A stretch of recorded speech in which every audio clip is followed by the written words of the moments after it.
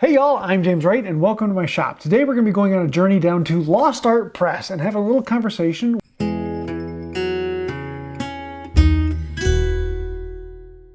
So it was my original intention to trim down the interview and make it a little more streamlined, but I really had a lot of fun with this and there was no dull point in this. And looking at some of the books and the history involved, well, you'll just have to see. So I'm going to leave this basically unedited so that you can actually follow along from the very beginning of the conversation when we sat down to talk. Does that make sense? Okay. It's my apprentice learning not just the woodworking, but the video side.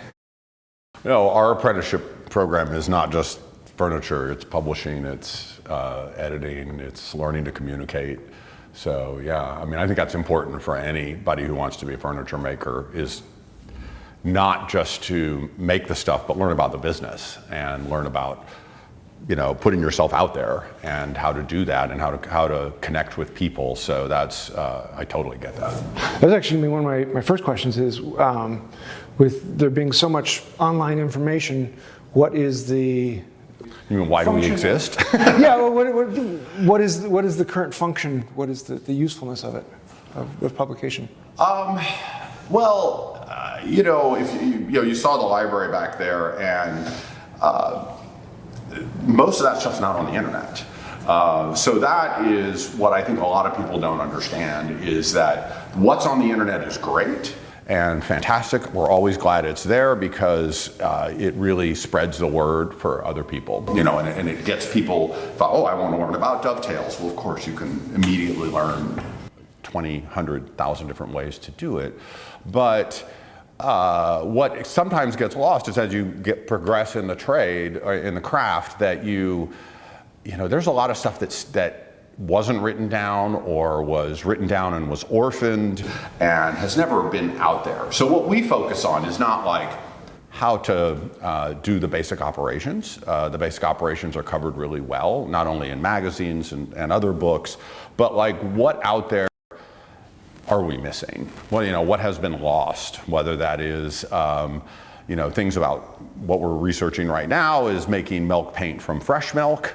And that is not something that has been, it's in the old literature. We went back to 1789 and 1795 and found a bunch of literature on it, but on the internet, no, that's not a thing. And so it's finding what's lost. That's the lost in the Lost Art Press, because I think that it's not to be arcane or not to be weird about it, but to be like, there are things that we can learn from the past, I think. You know, that there was a time when the whole world was made out of wood and stone and tiny little bits of metal, and almost everybody, you know, everything around us was wood. And those people were a lot smarter about it because they had to deal with it in and out every day. And then during, I don't know when you want to, you know, sometime around the First World War, you know, all that, and then the Second World War, all that knowledge became replaced by polymers and you know, a very modern, different way of looking at the world. And my grandfather did everything he could not to use hand tools. He was so excited to move into, you know, the great craftsman revolution, meaning craftsman tools, not craftsmanship. And we lost a lot of stuff. And and like I said, it's not arcane stuff, it's really basic stuff that can really help you. Understanding workshop geometry, you know, things that you can just make your life easier at the bench now and today. So it's not trying to be, you know, we don't dress up with frilly sleeves. It's not a living history situation. It's how I make a living with my furniture is all stuff that I have picked up from old texts. So that's why we're here, is because it's a science, I like to think of it as science fiction, is that the past is this world that we haven't explored. And so we're kind of like science fiction people going through and exploring a world that is hidden to most of us. So we want to know a little bit about your background. Which came first, the woodworking or the antique texts? Well, technically probably the woodworking. My parents were homesteaders, and so we lived in Arkansas and had an 84-acre farm with no electricity, and we built our houses. So my father was he was a family physician, but he really wanted to be a homesteader, and he designed our houses. My parents went to hippie home building school, and so my whole childhood was learning to do carpentry with hand tools, and I hated it, like, you know, any normal child would. And so that was my introduction. I mean, I loved making things. We had a shop up in town where we, you know, had some power tools, but everything on site was hand. And so I really liked making things. I had my own bench, but I didn't really like the out in the bugs, out in the heat, carpentry sort of thing. I was much more a bench person. So I wanted to leave Arkansas, as you know, there was no, I mean, it's very low population state. There's not really a lot to do there, especially as, you know, a teenager. So I went to Chicago, and that is where I learned journalism. I became a newspaper reporter, doing, you know, basically crime reporting, you know, trailer fire of the week or whatever. But I immediately missed the woodworking, even after leaving it behind. So I started taking classes in the early 90s at the University of Kentucky under Lynn Sweet. Because I was just desperate to make things again, and I think a lot of people, when you touch it as a kid, like my daughter is experiencing, and then you come back to it, it can be really strong. The effect can be really strong, change your life. And then in '96, I got my dream job, which was to be the managing editor of Popular Woodworking. So I was doing both. I got in because of my journalism skills, but I was there to just make stuff every day. So I was there for 15 years, started this company in 2007 because there just really was a lot of stuff missing, I thought. And I also wanted to make things. I was making magazines, and I love magazines on the one hand, but it's something you're spending a lot of effort on that becomes, you know, paper for the dog. That's why we focus on books. That's why I didn't go make another magazine, is I want to make something that, you know, lasts for centuries. So that's why we make our books here. That's why we sew the signatures. We print them offset, not digitally.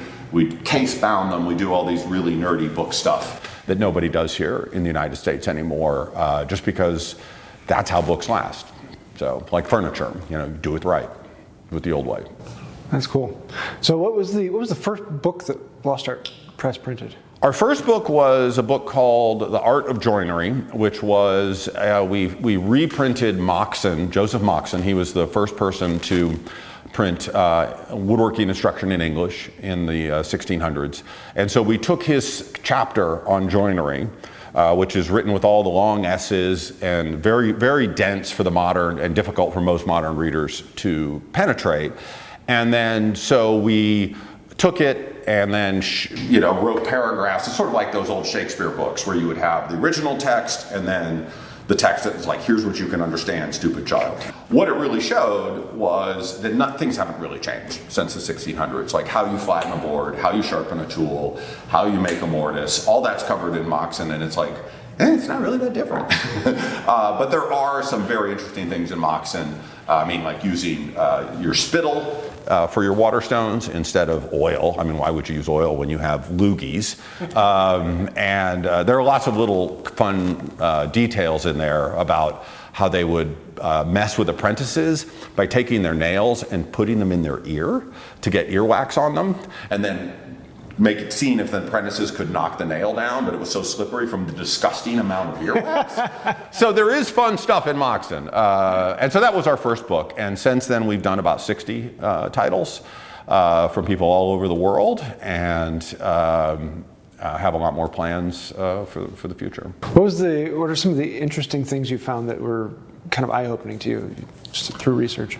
I mean, our biggest project, which was 10 years, was translating Andre Roubo. And so we have done with the team from the Smithsonian, 2 books of Roubo's 5 volumes.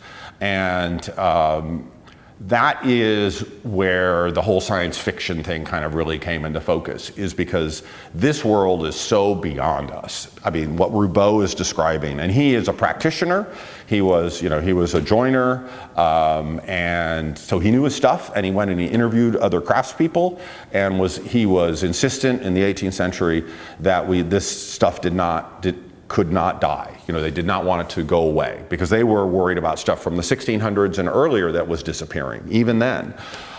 So their approach to joinery, their approach to just how they do everything is just so far removed from what we are concerned with. Like, you have this 5-volume set and it's like stacked this tall. And there's like 3 pages on joinery. That's it. Like how to make a dovetail, how to make a mortise and tenon. You're like, come on, really? And so they give that. The rest is geometry. Here's how to build, everything from lathes to very complex, desks that fold and open, how to do chair geometry, all the stuff that, is not in modern books. And so reading that, just every page is just like, amazing, just amazing stuff. From finishing, learning about how they use burnishing for finishing instead of using shellac, burnishing with like what they call the polissoir, rush, and it's just a long list of stuff. How they do winding sticks is completely different from how we do winding sticks now, and it's really smarter because you can deal with there's much less kind of wood prep to get to where you can take a reading from there. It's just like reading it, it's hard. It's hard work to read it, but it's very fruitful. And not one of our best-selling books, but I don't care. I mean, 10 years, hundreds of thousands of dollars, we sunk into it, but it's something that we did hopefully for the future, that still people will, in 10, 20, 30 years, they'll have this, the first English language translation of Roubo. I love the book of plates, the large format when you printed. Yeah. That's like the crown jewel of my bookcase. Yeah, it's the most expensive coloring book ever made. We have people who bought 2 and colored 1, which is weird, but it's still 2 books we sold. So yeah, that's cool. So what projects do you have coming up? What's interesting you in the future? Like I said, we're working on this fresh milk paint project right now. That's in the works, and I hope that'll be out by the end of the year. That is going to be, I think, a game changer for the entire craft. Nothing wrong with commercial milk paint. It's dry powder, casein, and pigment and lime. Not trying to turn people away from that, but you can make your own paint of any color for less than $5.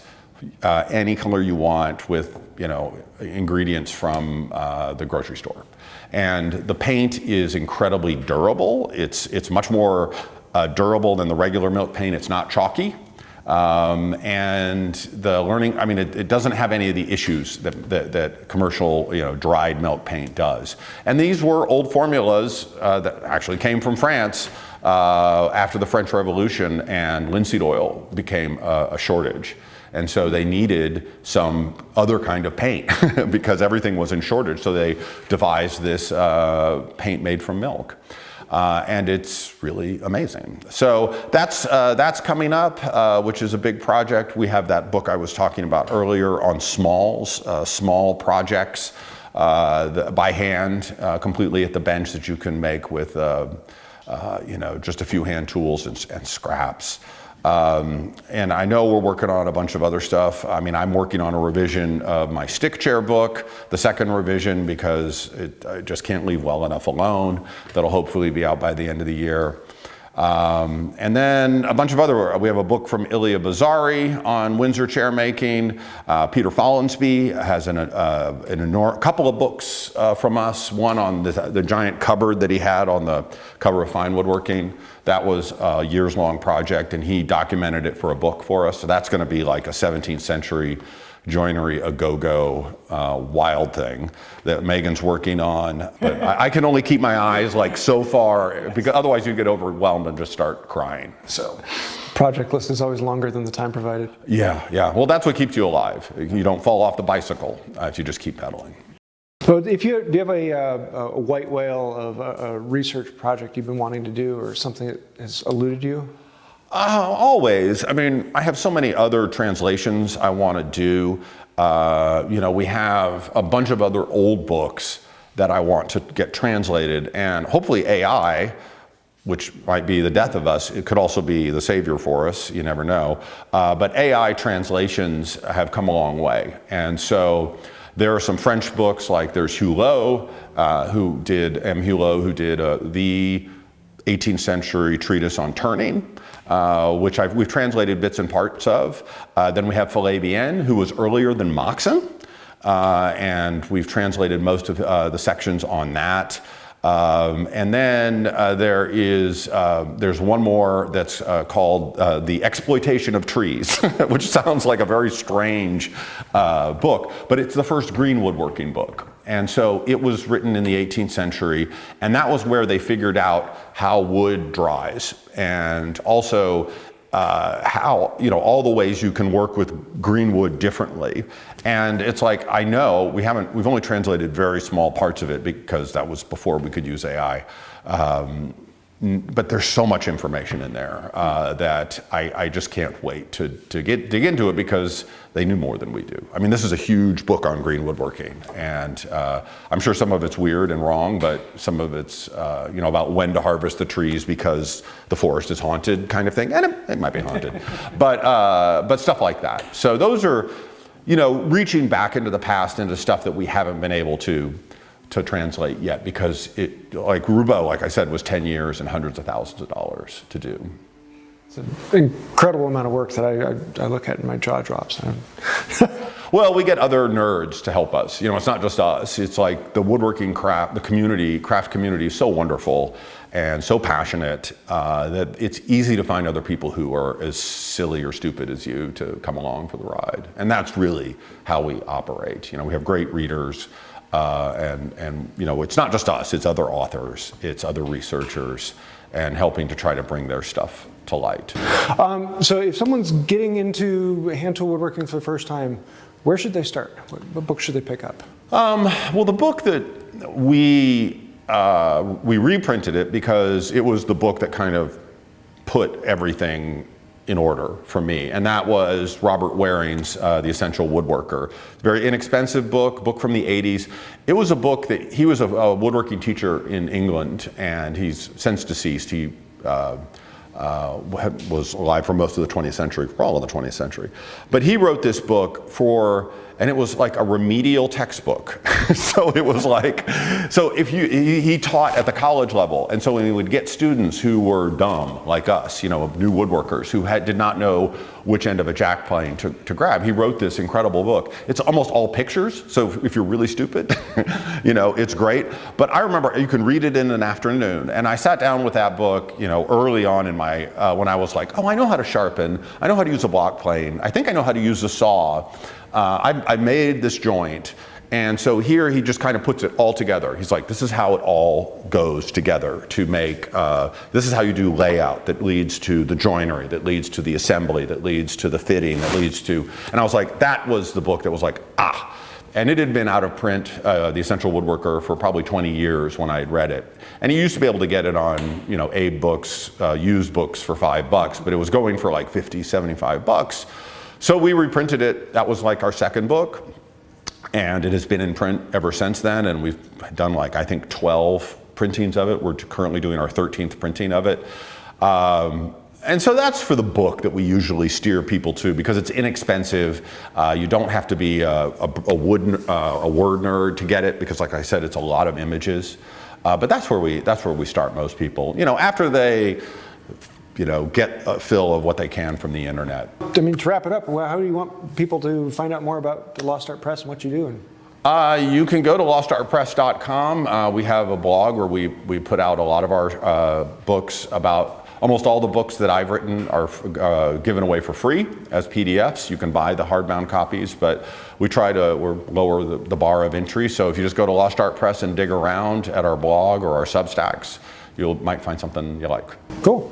Noticing you've been doing a bit more on YouTube recently, or is that just? Yeah, we do a little bit on YouTube. We're no good at YouTube, like you and other people. It's very, I don't know, video is hard for us. We're trying to, both of the apprentices are much better at video, so I'm hoping that we will be more on YouTube, because all channels, you know, I think it's great. You know, there's no, I don't think you'll ever find me dancing on TikTok. But maybe, you know, I'm not gonna. Woodworker craze. Yeah. Do the wood. I don't know. So we'll see. I mean, we love technology. I mean, we love hand tools, but the technology to spread information, we don't turn our back on that. So who knows where we'll be. So there you have it. I had an absolute blast at Lost Art Press, and if you're ever in the Cincinnati area, it's actually just across the river. You can stop in at the shop as long as they're open and have a look through what they've got. A really fun pilgrimage for anyone who does traditional woodworking, hand tool woodworking, or just likes woodworking in general. Not to mention fantastic books and a lot of great information and just all around a lot of fun. So if you ever want to stop in there, I'll leave links down below to everything we talked about, as well as an address to the storefront. So if you want to stop in there and see what they have, it's well worth your time. So I hope you like this. We will be having a video coming out here soon. We're actually going to be doing a tour of the facility. It was just getting a little too long to do it all in one. So stay tuned for that. It was absolutely fascinating. And as always, if you have any questions, thoughts, ideas, comments, snide remarks, or would just like to say down below, go for it. It does help out the channel. Anytime you like, comment, share, subscribe, you know what that does. Really, it does mean a lot. But I do want to say a huge thank you to all those people scrolling over there. Those are the fantastic, wonderful, benevolent, gorgeous people over on Patreon. They're the ones that allow interviews like this to happen, because without you, I would not be able to afford to do this. You sponsor this channel and you allow me to do this, and we want to do a few more things like this in the future and actually show some of the artisan woodworkers in their location. So if you want to see some of that or have some place where we should go, let me know that down below. I think that'll do it for now, and until next time, have a wonderful day. The Lost Art Press is honestly one of those places that any woodworker should go. I mean, you should go down there really fast and just book it straight down there. I really enjoyed my time down there. I was impressed. Unfortunately, they're gonna have to change the name because I put the address down below.